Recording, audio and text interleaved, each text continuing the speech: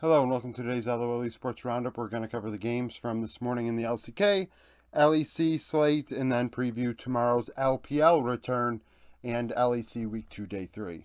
I'm 47-20 in my predictions. Had a good day. 7 out of 8 were correct on here.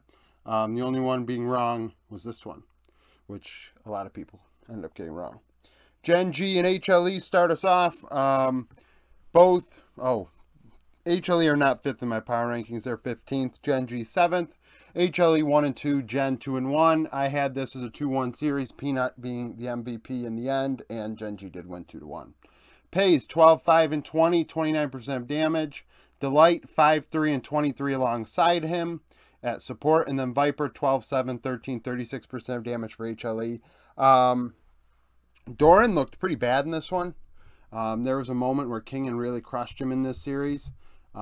Solo killing him, I think, twice, which was certainly an interesting dilemma for Doran to be in because we know how bad we see Kingen, and Doran had some issues. But the bot lane, once again, I mean, they're both listed on here for Gen G, did fabulous. Delight's doing much better than expected. I was more worried about Delight than I was of Pays, given that Delight is older and we're getting a feel for what Delight was with Fred at Breon.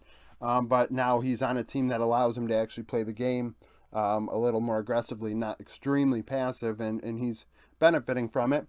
And Pays continues to do his job, leads the team in damage, has a good KDA. Once in a while he gets caught out, but he does the job. Chovy did well in this series. Peanut, like I said, is MVP in Game 3. I think it was 5-0-4 on Wukong. His Maokai in Game 1 was very impactful. I think maybe even led the team in damage.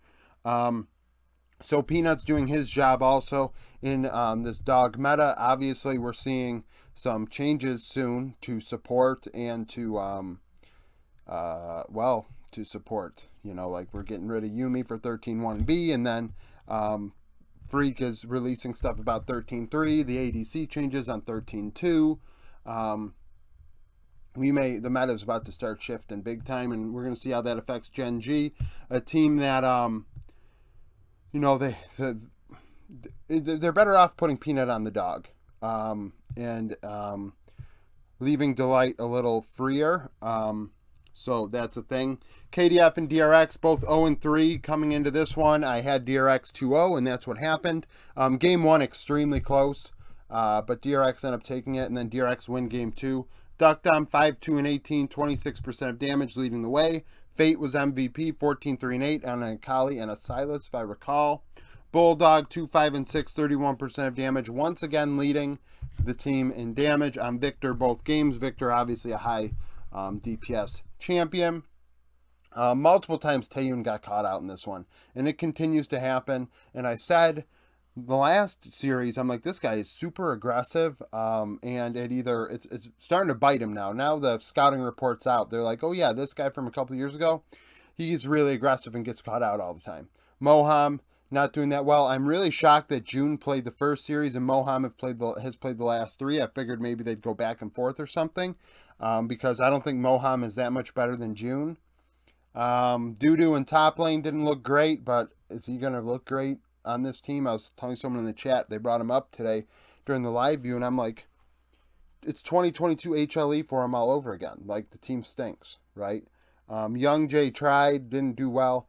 Barrel played Caitlyn both games, did very well with the Caitlyn traps in, being able to get the jump on objectives and set up for objectives very well. So there was that. Rascal, I thought played extremely well in Game 1. Game 2 was a little sussy. That's why I didn't make him MVP. Personally, Game 1, he probably was the MVP, but Fate, over the entire 2 games, did better. So, DRX ended up finally getting on the right track. They showed they're better than maybe the worst team in the LCK.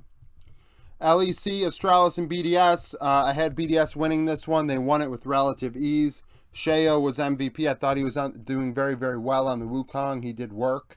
Crowny 519, 25% of damage alongside Labrav, who also actually delivered 25% also. So the bot lane coming away with half of the team's damage. Nuke 6-1 and 8 in mid.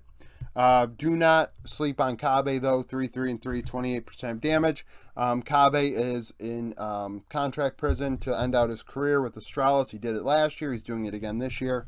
The poor guy is stuck. Way better than his team.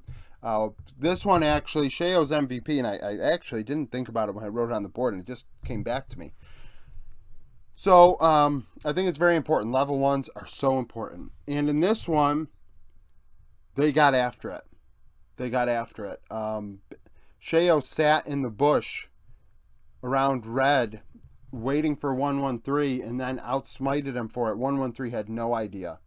And after that, it set the tone for the game, put 1-1-3 in a hole, and Sheo carried in the early game, took advantage of his opportunities and his gap to get his teammates ahead.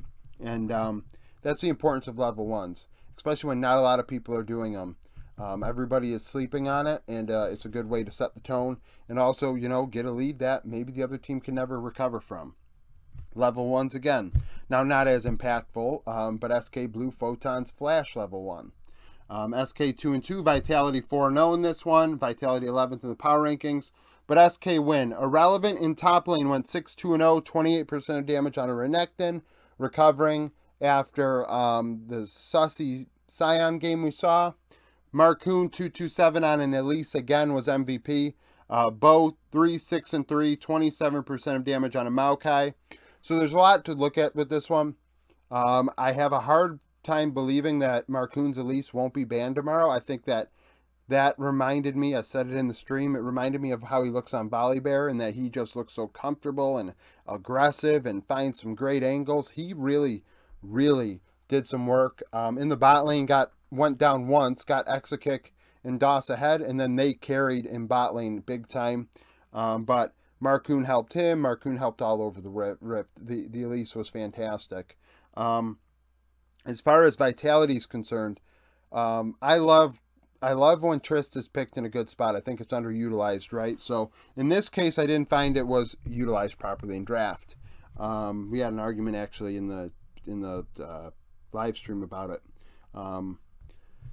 So when you pick Trist like B4, B5, and you're picking it blind, I mean, that's a risky play. Like, so you're getting rid of the TF or the Galio or that roamer, because I really believe TF is Trist is underutilized, because I always say, like, you need to match roamers, but that is like the exception to the rule. If you get somebody like Trist or like Ziggs who can just take down a turret like that, you should, if you can play them, pick them into a roamer, and then that roamer can never leave the lane, right? And we don't see a lot of AD mids often. So it allowed Bo to be the only AP, which is, he dealt the most damage as a result. But Perks got ahead, but he kept getting caught out over and over and over again in the side lanes. And the team never could really overcome that.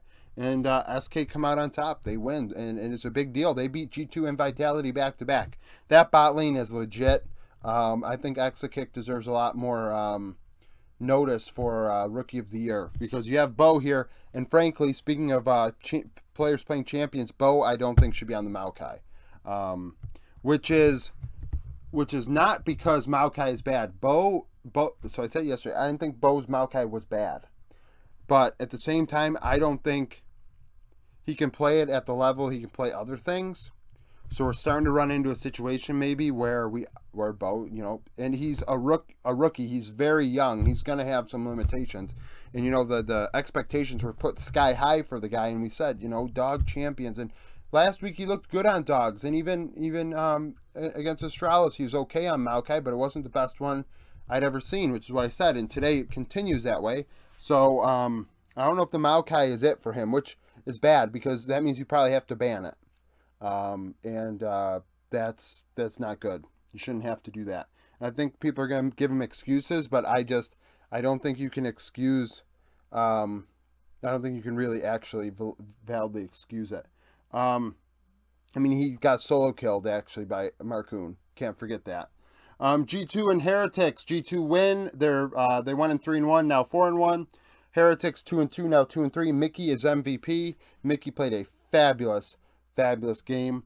Yike, 9-1-4, 27% damage on a Belveth that made me want to throw up.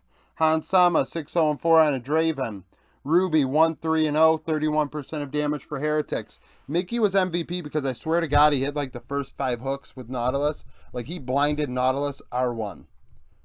And like I said with these games, in the early game, if you set the tone, like this is it. Mickey, like Heretics bot lane could not dodge a hook in the first 3 or 4 minutes, and it just didn't look good. It didn't look good, and it got the Draven ahead, and once Draven was ahead, it wasn't going to stop. This goes down as the second fastest game in LEC history. They ended with Rift Herald pre-19 minutes. Absolute destruction, and like I said, I wanted to, like, vomit when Yike took Bel'Veth, because I was like, oh my god, this is like Kanavi. Because Kanavi does the same stuff. You ban out his carries, and all of a sudden he pulls out the Bel'Veth, and it's like, oh my god, just play a dog. What are you doing? And, luckily for Yike, Mickey carried hard in bot lane, which allowed Yike to go down there, get ahead as well, and do what he had to do, as Yankos, playing his former team, did not go as he expected. Fnatic and Excel, both 1-3. Fnatic would win in what turned out to be a game that some people described as nobody comes away a winner. Reckless, 4-2-6, 35% damage. Humanoid, 4-3-4 on a Cassidon. Patrick, 7-5-6 with half of Excel's damage. Patrick, frankly, should be MVP of this game. Excel got out to a lead. They looked like they were in a good spot, but Fnatic started dragging the game out. Actually, that's right. I didn't write down who the MVP was. It's Wonder. I'm not even going to write down. It's Wonder. And the reason being is because Excel had a Baron, and if they took the Baron, the game obviously doesn't scale to the point where Cassidon is able to, I mean, didn't even take Death Cap, took Frozen Heart, and I know Gerb wasn't too happy about that. But regardless, it did give them time. Wonder stole the Baron, and it gave them time. It bought them a little bit, and that's all they needed. And eventually, they just started going after Patrick in team fights, and Patrick was leaving himself open because he felt like he had to make something happen in a big way, because he was all that they had, half of their damage. Like, those numbers are crazy high. And literally, they just jumped onto him, killed him, and ended the game that way. So, Fnatic come away a winner, and this is a big deal for them to stay in the top 8. So we'll see how things go going forward. Koi and Mad Lions, both in my top 25. Koi 16th, Mad 22nd. Koi 2-2, Mad 3-1, Mad win. Karzi 3-1-6, 35% damage. Alyoya 2-0-6 on a Sejuani. Larson 2-4-0, 40. Is that right? I think it is. 46% damage for Koi. So a ton of damage. So both games have a losing player that really did all the work. This was very clean by Mad. Like, trying to even think back to it, like, Mad just dominated the hell out of them. It's kind of concerning. Comp and Trimby really haven't been up to snuff completely this week. Comp obviously was one of the better ones last week, as well as Trimby, but these two games not so much. And they're on the losing side of it, so how hard is it really to say that? I mean, that's a thing. Malrung didn't look overly great on the J4. You thought he could do more. He didn't. He ended up trading kills in bot lane, and that wasn't good. Instead of actually executing on the dive or gank, or however you want to describe what that play was. Sisgenda versus Chasey. I mean, Chasey kind of deserves a lot of credit in this one, because although going 2-0-0, very low KP, soaked up a ton of pressure in the mid game. There was a moment where it felt like he was under his turret for 3 minutes, and just taking up pressure, soaking it. Like, oh, you've got 2 or 3 people up here, that's fine. I'm going to keep clearing the wave, and you're not going to kill me. And that's essentially what happened, and it freed up Mad Lions to continue to go around the rift and push down lane in other ways. And Mad are looking very good, and they're one of the teams alongside Koi that if you play even off of your game slightly, they're going to win. If you think you're going to get away with average level play, you're going to lose against Mad or Koi. However, if you play very good, you play as you're supposed to, you'll beat them. And that just didn't happen today for Koi, and Mad come away with the win. That's it for the recap of today. Now on to the preview for tomorrow. Okay, so preview for tomorrow. We got LPL coming back with 2 bangers tomorrow morning. I mean, we aren't going to find anything better. OMG against LGD, both 0-1. OMG coming off of a 2-0 loss to RNG. LGD lost to Rare Atom 2-1. Week 4, day 1 of summer last year, OMG would win 2-0. Half of the players from that series are in the series tomorrow. 4 on OMG, 1 on LGD. However, there is no cross there. Cream went 11, 2, and 15 in mid lane. He's going to be against XQW. Originally, I thought it was going to be Hi Chow in the Discord. It is not, as XQW. 5 out of 10. Oh, I said that already. 2 out of 5 people on the Discord chose to vote on Abel and PP God versus LPC and Jin Zhao. PP God making his OMG debut. This is a big deal. This is OMG at their best. Obviously, a team I had in my top 25 to start the split and then disappointed me with their 2-0 loss to RNG. In the manner in which they lost was pretty bad. But PP God is a big upgrade over Jerry. And I'm interested to see what happens in the spot lane. I think that if Abel and PP God are any good, they're going to gap LPC and Jin Zhao. Because honestly, those guys, I think LGD could be the worst team in the 4 major regions. Nip and Rare Atom, both 1-0. Ninjas and Pajamas beat Ultra Prime 2-0. And Rare Atom, like we just said, beat LGD 2-1. Week 5, day 3. Then Victory 5, now Nip 1-2-0. 6 out of the 10 players from that series are in the series tomorrow. Zhao Lao Bao went 11, 3, and 15. Layan 3, 5, and 4 in that one. 3 out of 5 voters agree that that is a matchup to watch. Originally I had Invincible and Cube, but Invincible is not playing. Rich is. I think Invincible's better than Rich. I know they re-signed Rich, so now he's back in the lineup. But I thought he was what was a big problem with Victory 5 last year. And honestly, I wouldn't be shocked at all if Cube ended up doing decent into him. Because he's like weak side and that's it. So that is a thing. It'll be a toughie. The bot lane of Photic and Zoo looked super, super good in week 1, both in my top performers video. So we'll see how that goes. It might be a wee bit one-sided as well. LEC, Excel, and Astralis combined 1-9 on the season, so both teams need a win. Excel lost to Fnatic, Astralis lost to BDS. Week 8, day 3 of summer, Excel won. 4 out of the 10 players in that series are in the series tomorrow. Patrick went 6-1-6 across from Kabe, went 0-3-4. I highlighted Xerxes in 1-1-3, Xerxes against his former team. 1-1-3 coming off of a struggle today against BDS. 6 out of 9 people like the Patrick Targamas Kabe Zhonghoon matchup. I could see it. I mean, Kabe Zhonghoon is really all that's going for Astralis right now in a positive direction. And Patrick and Targamas are a little sussy, so that is a win con for Astralis.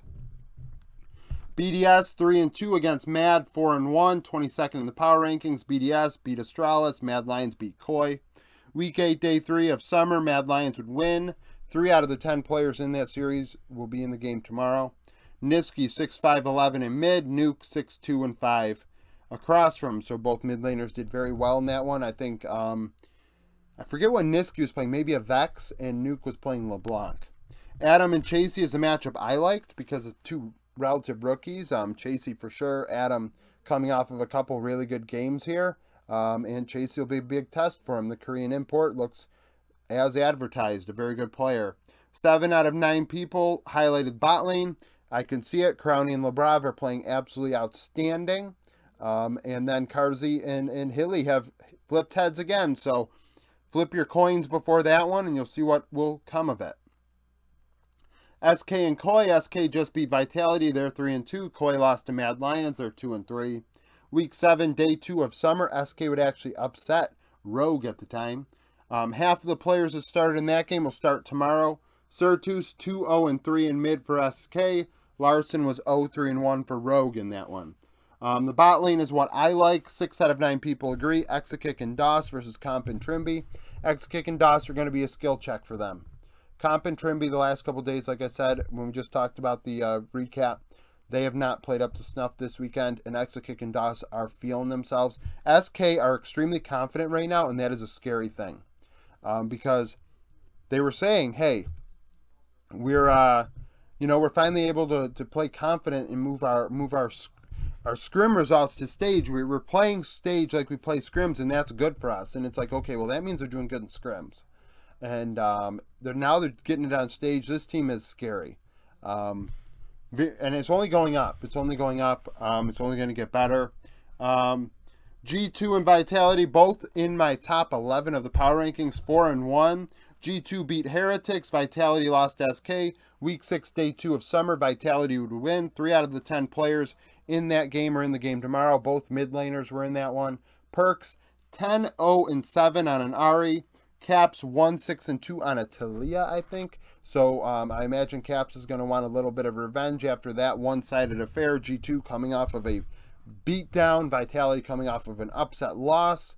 Yike and Bo is a matchup I highlighted. 10 out of 11 people agree. Obviously, the 2 hyped rookies is what people want to talk about. We'll see what happens. I think I said, the Maokai looked very, very bad on Bo. Compared to what Bo's Sejuani is better than his Maokai for perspective. That's kind of what I'm trying to get at here. I mean, Yike has not played any dogs yet, and that is concerning. We may see ourselves in a situation where both people play carries tomorrow in the jungle. And more facilitator. Maybe we see an Ornn in top lane or something again for Vitality. Fnatic and Heretics, 2-3, 2-3. Fnatic beat Excelled. Heretics lost to G2. In the playoffs, Fnatic would sweep Heretics, 3-0. Heretics then were known as Misfits. 4 out of 10 players from this series are in the game tomorrow. Wonder did very well in that one, going 14-6-22. And he's part of the matchup I'm highlighting. Wonder and Eevee. Obviously, Evie has done very well in K'Sante so far. I think he's been able to pick it in every game. And Wonder has been able to get it sometimes, other times not so much. I wouldn't be shocked if it's banned in this one, trying to just take that one away as a possible win con, because honestly, Wonder has not been as good as one would like. This split, in my opinion, I highlighted the bot lane as the one to look at as a problem, but Wonder being gapped by Adam and then today not doing overly great against Odo is an issue. But did get the steal that ended up giving them a chance. So, I mean, he redeemed himself today, but we'll see how he does tomorrow. Thank you for watching this video. If you liked it, like it. Subscribe to the channel for daily League of Legends content. Follow me on Twitter. Join the Discord. Become a YouTube member. And thank you for watching.